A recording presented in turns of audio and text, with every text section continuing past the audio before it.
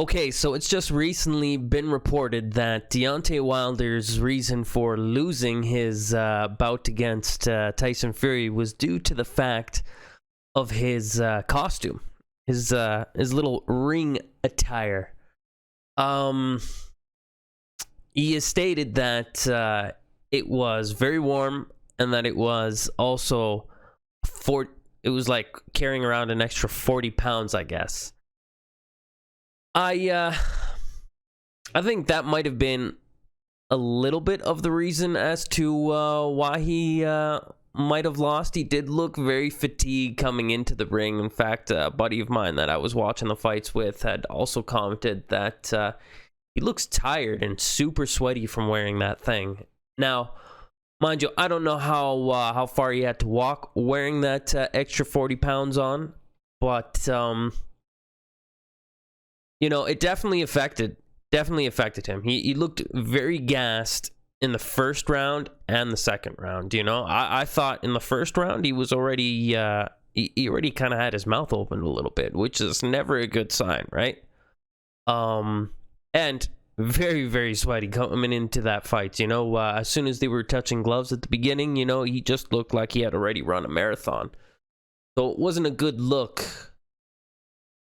But I think there was also another factor here, If you guys recall, Tyson Fury was just loosey-goosey up until probably like 20 minutes before that fight, maybe 30 minutes at the most, He wasn't getting his hands wrapped. He was just chilling out. He was trying crowns on, He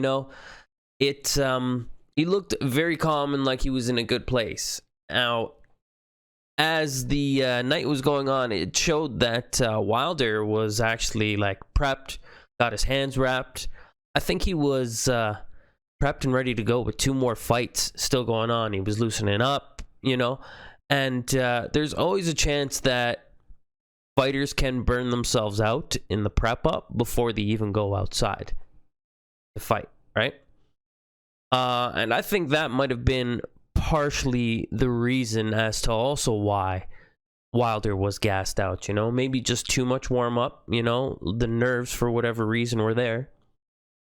And he just kind of lost sight of what he needed to do, I guess, right? And it resulted in an L, right?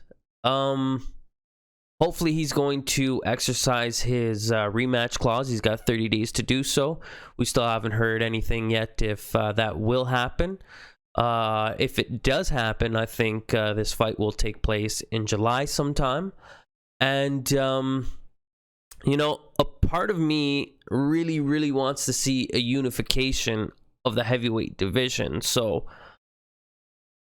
I'm hoping that if it does happen, that Fury will be able to win the match yet again so that we can finally see Fury versus Joshua. I think the boxing world really, really needs to benefit from a unification bout.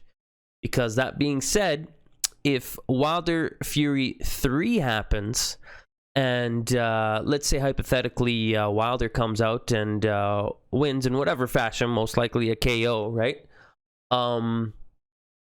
That it would hold up this division again. And I was hoping that by the end of this year that we would have an undisputed champion. But if Wilder ends up winning this one, then that would mean him and Fury would have to do it again. I'm sure there's going to be a rematch clause in Fury's contract talks with Wilder coming into this other one, but we'll see. Now, also on a side note, I'm not a big fan of boxers and fighters coming out and thinking that they are performers. What do I mean by that?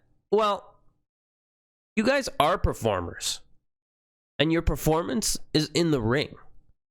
Quite frankly, I really don't give a shit about your walkout. I've never been a big fan of any of these walkouts.